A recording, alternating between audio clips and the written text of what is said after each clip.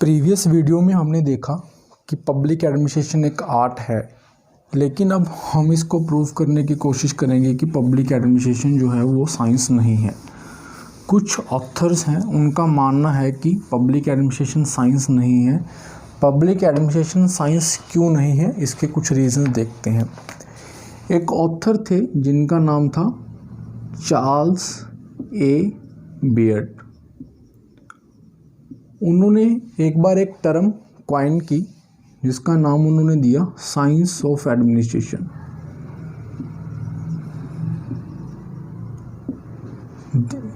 इस वजह से कंट्रोवर्सी क्रिएट हुई, तो कुछ ऑथर्स ने इनका अपोज किया कि एडमिनिस्ट्रेशन का साइंस नहीं हो सकता। तो ऑथर कौन थे? अगस्ते कॉम्टे। अगस्ते कॉम्टे एक फ्रेंच स्कॉलर थे। फ्रेंच स्कॉलर, उन्होंने पब्लिक एडमिनिस्ट्रेशन को साइंस मानने से मना किया। फ्रेंच स्कॉलर थे। रीज़न क्या दिए? इट लैक्स प्रीसीजन, मीन्स ये प्रेडिक्शन नहीं कर सकती और इसमें एक्यूरेसी नहीं होती। Lacks prediction and accuracy of a phenomenon और of a term. Cause effect relationship इसके हर बार सेम नहीं होती। सेकंड, उन्होंने रीज़न दिया it lacks continuity in development.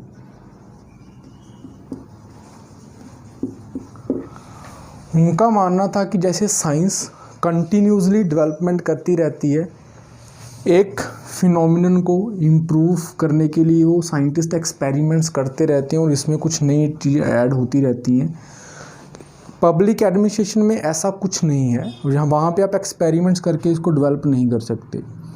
Third point, अगस्ते Comte ने क्या दिया कि इसके जो मेथड्स या प्रिंसिपल्स हैं उनके ऊपर कंसेंसस नहीं है। मीन्स कि वो यूनिवर्सली एप्लीकेबल नहीं होते, उनकी प्रिसाइज डेफिनेशंस नहीं है। जैसे साइंस के एक पर्टिकुलर टर्म की एक पर्टिकुलर डेफिनेशंस होती है, वैसे उसकी टर्म्स प्रिंसिपल्स की डेफिनेशंस क्या हैं, सेम नहीं है। तो डिफरेंट ऑथर्स के व्यूज़ क्या थे, तो हम ऑथर्स के नेम यहाँ पे नहीं करेंगे, लेकिन उनके व्यूज़ हैं। पहला ही पॉइंट जो उन्होंने दिया वो दिया कि इट लैक्स प्रीसीजन, मतलब कि जो अगस्ते कॉम्टे बोल रहे थे कि इसमें प्रीसीजन प्रेडिक्शन की एबिलिटी नहीं है, तो उन्होंने बताया कि एब्सोल्यूटनेस मीन्स जो कथन बिल्कुल सही है। एब्सोल्यूटनेस की इसमें कमी है और यूनिवर्सलाइजेशन की कमी है। लाइक साइंस में अगर हम ये बोल दें कि 2 + 2 = 4, तो ये अपने आप में एब्सोल्यूट है, इसको आप गलत प्रूव नहीं कर सकते। लेकिन पब्लिक एडमिनिस्ट्रेशन में एक टर्म है डिसेंट्रलाइजेशन।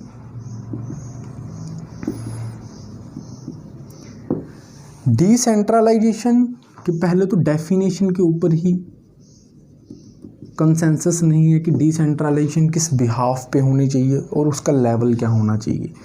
सेकंड, इसकी अनक्लैरिटी ये है कि डिसेंट्रलाइजेशन में डेफिनेशन क्लियर नहीं है। दूसरा, उसको एब्सोल्यूटनेस नहीं है, मीन्स वो गुड है किसी कंट्री के लिए या बैड है, ये क्लियर नहीं हो पाया। तो फर्स्ट थिंग, पब्लिक एडमिनिस्ट्रेशन के साइंस बनने में जो रिस्ट्रिक्शन है वो lakhs of precision and lakhs of absoluteness है। सेकंड थिंग उन्होंने जो बोला वो बोला कि इसकी जो डेफिनेशंस हैं वो स्टैंडर्ड नहीं है। Not standard definitions. Standard definitions का लैक होने का मतलब क्या है कि वो यूनिटी ऑफ कंट्रोल की एक डेफिनेशन नहीं दे पाए, यूनिटी ऑफ स्पैन की एक डेफिनेशन नहीं दे पाए। दोनों टर्म्स क्या हैं आपका पूरा टॉपिक चलेगा, उसमें भी आप समझोगे। यूनिटी ऑफ स्पैन का मतलब होता है कि एक हायर अथॉरिटी पे बैठा हुआ बंदा कितने सबॉर्डिनेट्स को कंट्रोल कर पाता है। तो लेकिन साइंस में अगर हम एनर्जी की डेफिनेशन देना चाहते हैं, फोर्स, कुछ टर्म्स हैं उनकी डेफिनेशंस देना चाहते हैं, तो इनकी डेफिनेशन जो होती है वो स्टैंडर्ड होती हैं, चाहे आप दुनिया के किसी भी कोने में चले जाओ, उनकी डेफिनेशंस चेंज नहीं होती। नेक्स्ट पॉइंट वो क्या बोलते हैं कि पब्लिक एडमिनिस्ट्रेशन लैक करती है ऑब्जेक्टिविटी को। It lacks objectivity. ऑब्जेक्टिविटी का जस्ट मतलब होता है कि ह्यूमंस इन्फ्लुएंस नहीं है, not influenced by human behaviour. लेकिन पब्लिक एडमिनिस्ट्रेशन अगर ऑब्जेक्टिविटी को लैक करती है, मींस इसकी जो एक्टिविटी है वो ह्यूमन के बिहेवियर के ऊपर डिपेंड करती है, मींस ये साइंस नहीं है, इसका कोई वेल डिफाइंड रूल नहीं है। लाइक यहाँ पे उन्होंने एक एग्जांपल ली कि जो अथॉरिटी है किसी भी जॉब में, कुछ ऑथर्स बोलते हैं कि ये अथॉरिटी विद जॉब आती है और अगर जॉब नहीं होती तो अथॉरिटी चली जाती है। लेकिन कुछ ऑथर्स का मानना है कि जो अथॉरिटी होती है वो आपको सोसाइटी से आती है या आपकी लीडरशिप क्वालिटी से आती है, वो जॉब से रिलेट नहीं करती। तो ऐसे कुछ डिस्टिंक्शंस या डिफरेंसेस रहे हैं जो पब्लिक एडमिनिस्ट्रेशन को साइंस नहीं बनने देते। नेक्स्ट जो उन्होंने पॉइंट दिया 4, that is it lacks cause and effect relationships. Cause and effect relationship जो है उसमें लैक करती है। मीन्स एग्ज़ाम्पल अगर मान लो, फेमस एग्ज़ाम्पल उन्होंने क्या लिया कि इंदिरा गांधी गवर्नमेंट 1975 में एमरजेंसी इंडिया में लगी, तो इंडिया का रिएक्शन इतना रिवॉल्ट नहीं था इंडिया में। अगर ये किसी और दुनिया की डेवलप्ड कंट्रीज़ में लगा होता तो वहाँ पे रिवॉल्ट्स बड़े लेवल पे होते। तो सेम एक्शन का सेम इफ़ेक्ट हर जगह पे मिलेगा, ऐसा पब्लिक एडमिनिस्ट्रेशन नहीं मानता, ऐसा आर्ट नहीं मानता। लेकिन अगर ये साइंस होती तो हर एक कॉज का एक ही इफ़ेक्ट निकलता, अगर उसने साइंस के हिसाब से इस कॉन्सेप्ट को डिज़ाइन किया होता। बिकॉज साइंस के वेल डिफाइंड रूल्स और रिजल्ट्स जो होते हैं वो वेल डिफाइंड होते हैं, आप इसको बार बार एक्सपेरिमेंट करके प्रूव कर सकते हो। नेक्स्ट जो है it objection about the question is absolute exactness हम कर चुके हैं। तो इसीलिए जो हर्बर्ट साइमन थे वो मानते हैं कि पब्लिक एडमिनिस्ट्रेशन कंप्लीट साइंस नहीं है, लेकिन ये सिर्फ जो इसके प्रोवर्ब्स हैं जो लूथर गुलिक ने दिए थे वो बाद में डिस्कस करेंगे, अभी हर्बर्ट साइमन को हम डिस्कस नहीं कर रहे। लेकिन एक और ऑथर थे जो थे वाल्डो ने क्या बोला कि पब्लिक एडमिनिस्ट्रेशन जो है that is a social science. Means आपको ह्यूमन वैल्यूज़ को स्टडी करना है, और ये ह्यूमन वैल्यूज़ डायनामिज्म है, डायनामिक इन नेचर है, चेंज होती रहती हैं। सो ह्यूमन इंस्टीट्यूशंस, तो ह्यूमन जिन इंस्टीट्यूशन के साथ डील करेगा वो भी डायनामिक्स रहेंगे, चेंज होते रहेंगे।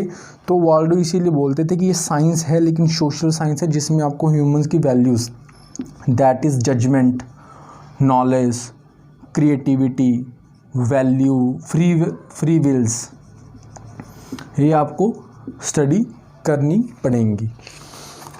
तो लेकिन कुछ ऑथर्स थे, अब हमने देख लिया कि पब्लिक एडमिनिस्ट्रेशन साइंस नहीं है, क्यों नहीं है, लेकिन कुछ ऑथर इसके फेवर में भी बात करते हैं। वो ये बोलते हैं कि पब्लिक एडमिनिस्ट्रेशन जो है वो एक साइंस है। तो साइंस इन फेवर के जो आर्ग्यूमेंट्स हैं वो क्या हैं? इन फेवर के लिए जो आर्ग्यूमेंट रहा, पहला आर्ग्यूमेंट रहा कि साइंस जो है वो नॉलेज बेस्ड है, एंड अगर उसमें एक्सपेरिमेंट्स की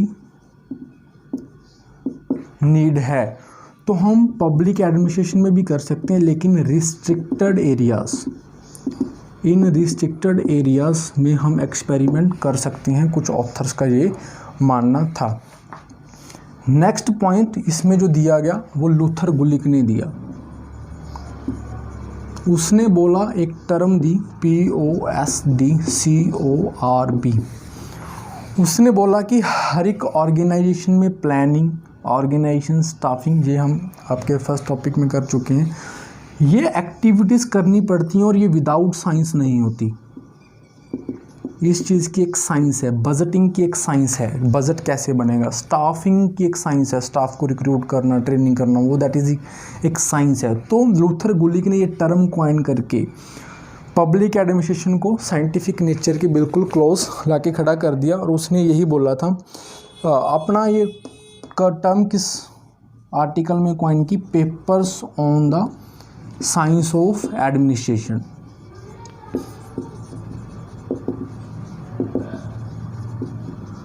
उसने ये टर्म कॉइन कर दी थी।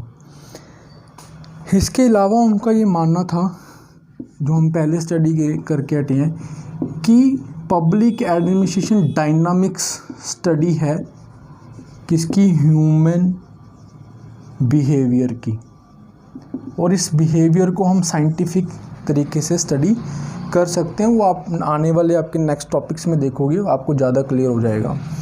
तो कंक्लूड यही है, कंक्लूज़न में हम यही लिखेंगे कि it is combination of arts and science. Means ये कंप्लीट आर्ट नहीं है, कंप्लीट साइंस नहीं है। होप सो आपको समझ आ गया होगा topic. Thanks for watching the video.